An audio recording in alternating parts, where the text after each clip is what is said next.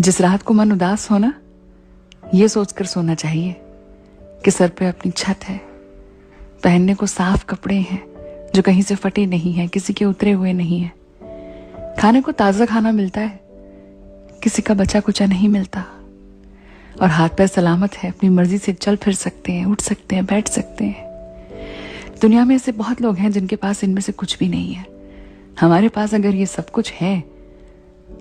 तो शुक्र मनाना